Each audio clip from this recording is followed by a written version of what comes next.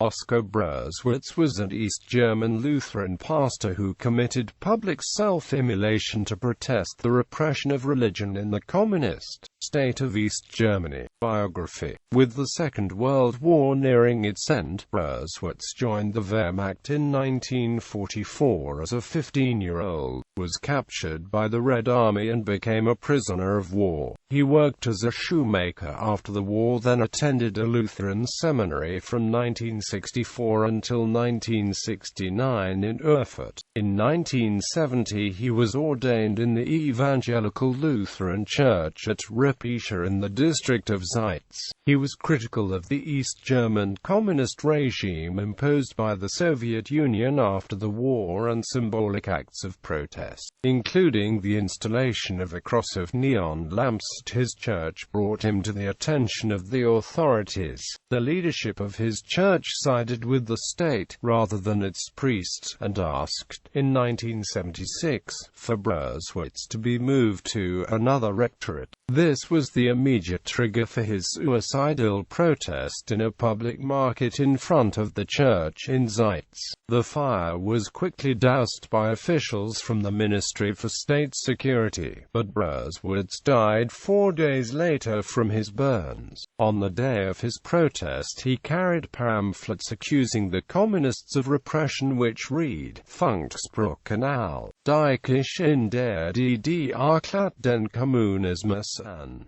Wegnete Druckung in Schulen und Kinder und Jugendlichen. In his suicide note he wrote of a feigned deep peace, which had also intruded Christianity in East Germany, while in truth there was a mighty war between light and darkness, zwischen Licht und Finsternis ein mächtiger Krieg. Brüsewitz died of his severe burns on August 22, 1976 in a hospital in Halle-Dolai. His self-sacrifice brought support from both his parishioners and figures in the church and led to a reappraisal within the church hierarchy of its relationship with the communist dictatorship. The Protestant Church now sees Brüsewitz's protest as an early step towards the mass popular protests which led to the collapse of the GDR in 1989. The communist authorities initially attempted to suppress news of the event. Then, when news leaked and public support for his action grew, they branded him a psychopath. On August 31, Neues Deutschland, the official newspaper of the SED, printed an article entitled Du sollst nicht falsches reden.